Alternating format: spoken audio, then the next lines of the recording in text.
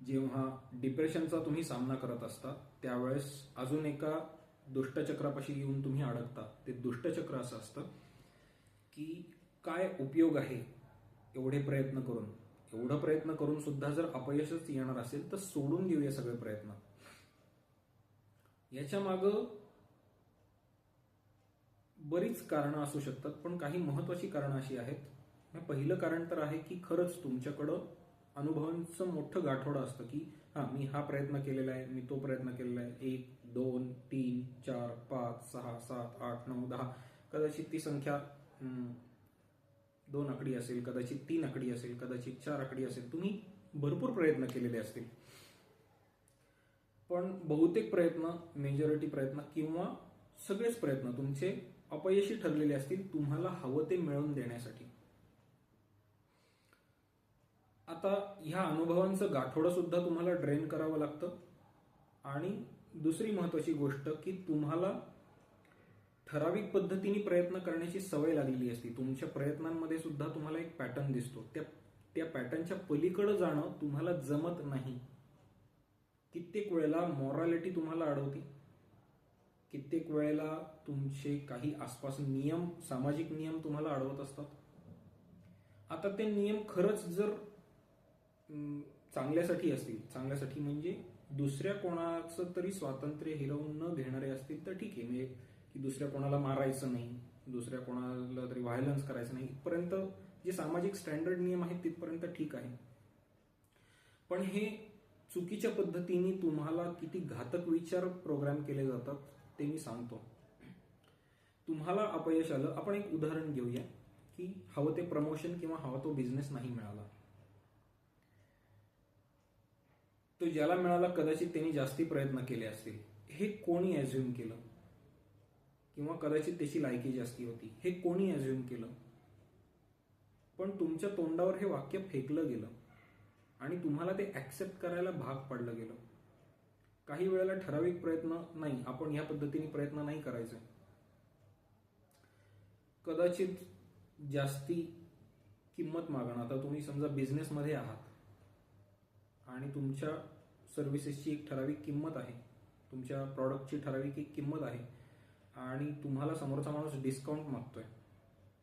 नाही, ती एवढी कुठं किंमत असती का? तुमच्या सर्व्हिसेस गरिबांना सुद्धा परवडल्या पाहिजेत अशा पद्धतीने तुम्ही ठेवल्या पाहिजेत वगैरे वगैरे. तुम्ही जर चांगले माणूस असाल तर तुम्ही ह्या पद्धतीने काम करणार नाही वगैरे वगैरे असं काहीतरी सांगितलं जातं. हे कोणी ठरवलं की चांगला माणूस आहे म्हणजे त्यांनी जास्ती किंमत घेऊ नाही? पण काहीतरी मॉरॅलिटी तुमच्या तोंडावर मारली जाते आणि तुम्हाला काही ठराविक प्रयत्न करण्यापासून अडवलं जातं. कित्येक वेळेला एक चुकीचं समज तुमच्या मनात करून दिला जातो की पैशांसाठी नाही काम करायचं. का नाही करायचं हा प्रश्न तुम्हाला विचारून नाही दिला जात.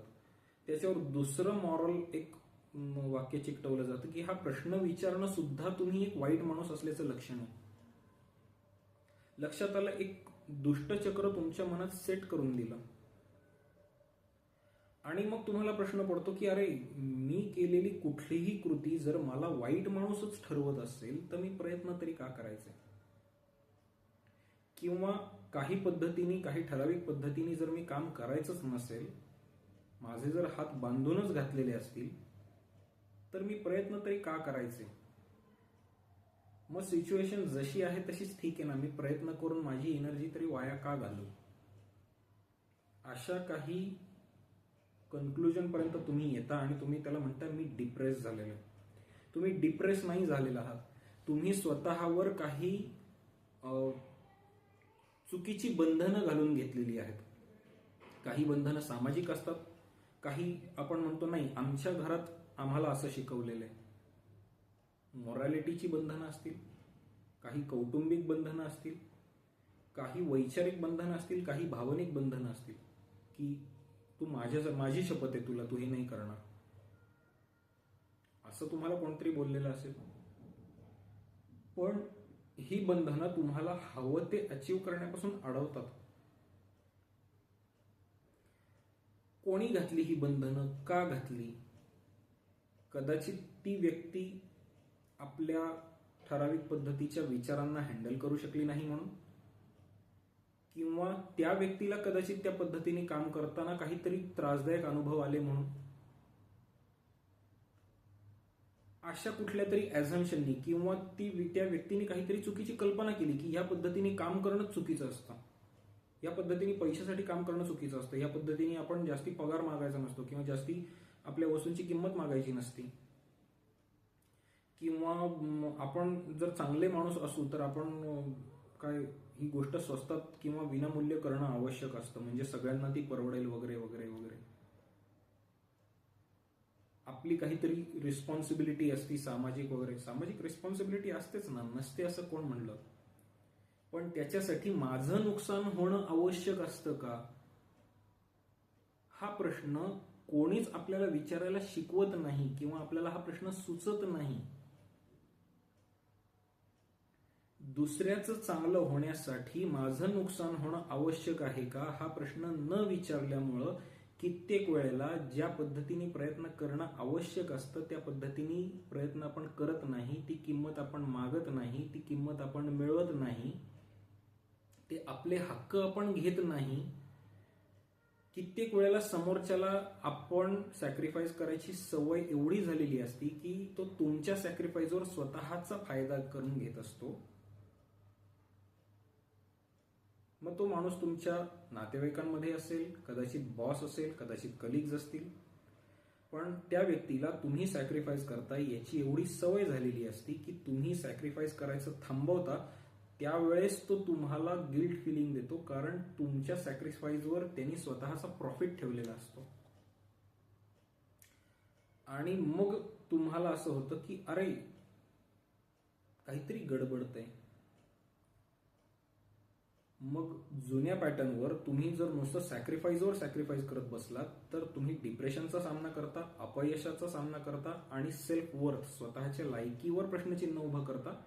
आणि जेव्हा पॅटर्न बदलायचा प्रयत्न करता त्यावेळेस तुमच्या सॅक्रिफाईसमुळे ज्यांना आतापर्यंत प्रॉफिट करून घ्यायची सवय लागलेली होती ते तुम्हाला गिल्ट फिलिंगमध्ये ढकलतात. लक्षात आलं केवढं मोठं दुष्टचक्र आहे ते. आणि ह्या दुष्टचक्राचा तुम्ही सामना करत असता जेव्हा तुम्ही डिप्रेशनला फाईट करत असता. मग या सगळ्या गोष्टींवर तुम्हाला जवळपास 4 स्टेपवर काम करावं लागतं.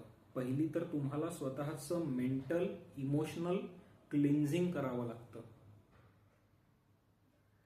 दुसरी स्टेप आहे तुमचं झालेल्या ज्या जखमा आहेत मेंटल आणि इमोशनल ह्या तुम्हाला भरून काढाव्या लागतात,